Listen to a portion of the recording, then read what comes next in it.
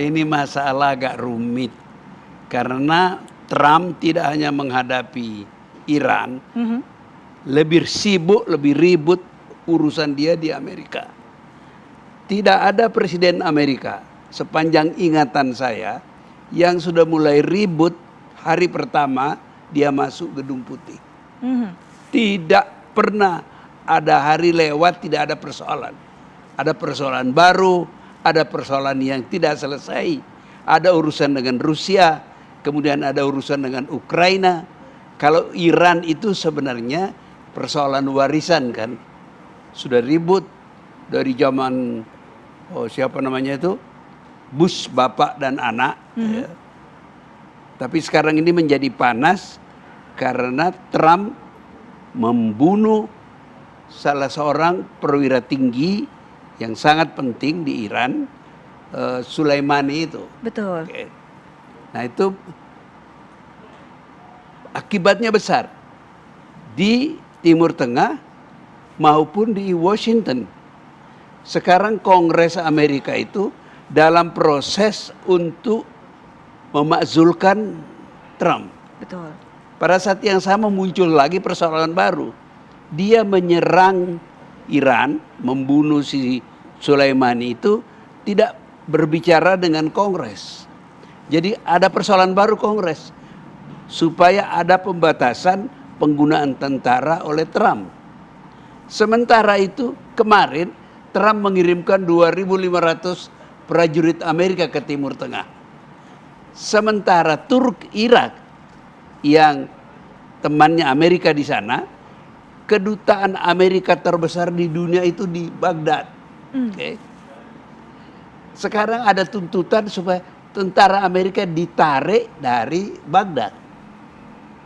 Ya. Artinya meninggalkan Baghdad. Ya. Begitu.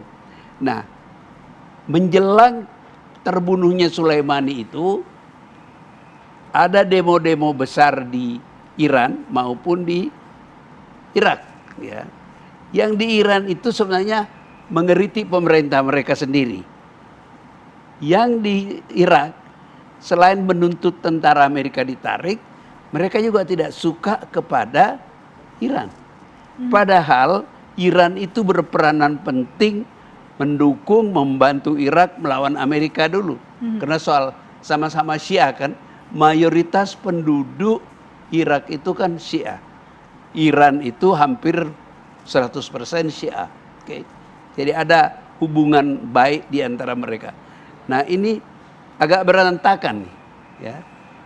Dan sebenarnya lebih banyak merugikan Amerika.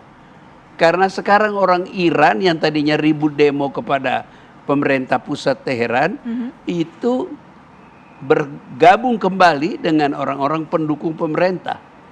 Karena mereka menghadapi musuh bersama, yakni Amerika Serikat. Ya. Demikian juga dengan Irak. Sehingga sesuatu hal yang aneh adalah bahwa sesaat setelah pembunuhan Soleimani, itu Menteri Luar Negeri Amerika mengatakan sekarang dunia lebih aman. Soleimani sudah, orang yang bikin huru-hara sudah disingkirkan. Tapi sebagian orang Amerika mengatakan justru Amerika makin tidak aman sekarang. Gitu. Jadi mungkin karena merasa tidak aman itulah maka Trump mengirimkan sejumlah tentara ke Timur Tengah. Saya nggak tahu. Mungkin di Irak mau ditaruh atau di mana. Karena di Timur Tengah itu pangkalan Amerika banyak.